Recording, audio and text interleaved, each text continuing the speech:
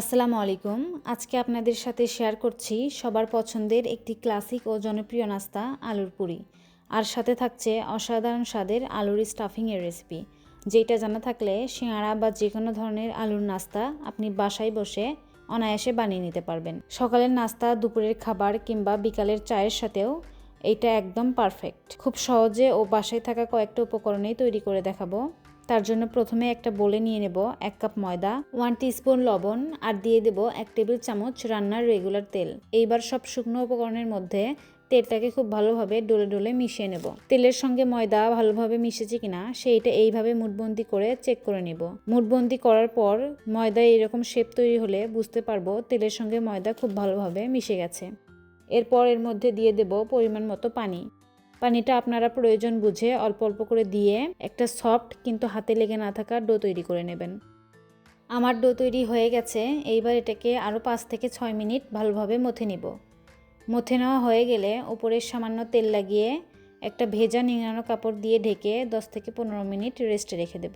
এর ফাঁকে আলুর স্টাফিং তৈরি করে নিব। তার জন্য একটা ফ্রাই প্যানে দিয়ে দেব 2 টেবিল চামচ সয়াবিন তেল, 2 টেবিল চামচ পেঁয়াজ কুচি ও 1 টেবিল চামচ কাঁচামরিচ কুচি। ঝালটা আপনারা আপনাদের প্রয়োজন বুঝে দেবেন। এইবার তেলের মধ্যে পেঁয়াজ কুচি ও মরিচগুলোকে সামান্য ভেজে দিয়ে দেব 1 টিস্পুন আদা রসুন বাটা। আদা রসুন বাটা দিয়ে সামান্য নেড়েচেড়ে তার মধ্যে দিয়ে দেব 1/4 টিস্পুন হলুদ গুঁড়ো, দিয়ে দেব 1/2 টিস্পুন ধনিয়ার গুঁড়া, 1/2 টিস্পুন জিরার গুঁড়া আর দিয়ে দেব 1/2 টেবিল স্পুন লবণ ও 1/2 টেবিল স্পুন লাল মরিচের গুঁড়া। এইবার সব মশলাগুলোকে নেড়েচেড়ে মিশিয়ে নেব। কিছুক্ষণ ভাজার পর মশলাগুলোকে কষানোর জন্য দিয়ে দেব 2 টেবিল স্পুন পানি। পানিটা দেওয়ার পর মশলাগুলোকে কষিয়ে নেব যেন মশলার কাঁচা স্মেল চলে যায়। আমার মশলা কষানো হয়ে গেছে।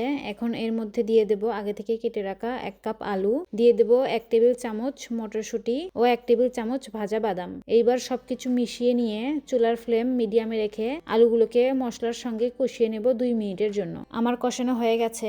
এখন এর মধ্যে 1/2 কাপ পানি দিয়ে আলু সিদ্ধ হওয়ার জন্য ঢাকা দিয়ে রেখে দেব 10 মিনিটের জন্য।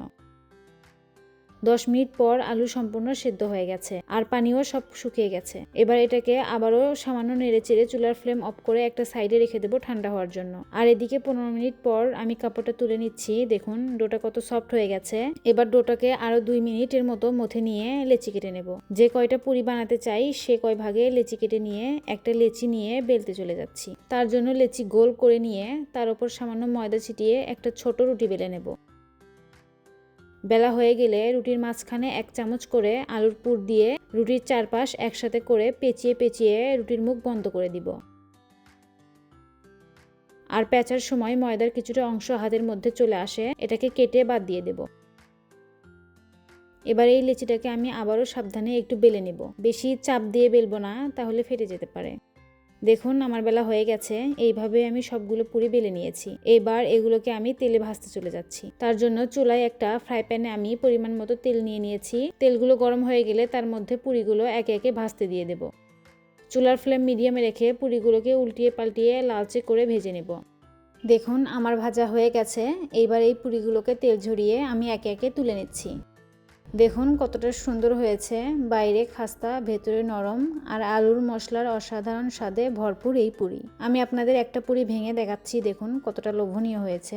আশা করি রেসিপিটা আপনাদের কাছে অনেক ভালো লেগেছে এবং ঘরে বসেই সহজে বানাতে পারবেন। যদি ভিডিওটি ভালো লাগে তাহলে অবশ্যই একটি লাইক দিন আর চ্যানেলটি সাবস্ক্রাইব করে পাশে থাকা বেল আইকনে ক্লিক করুন, যাতে আমার পরবর্তী ভিডিওর নোটিফিকেশন সবার আগে পেয়ে যান। আর আপনাদের মতামত ও পরামর্শ কমেন্টে জানাতে ভুলবেন না। ভালো থাকবেন সবাই। আল্লাহ হাফেজ।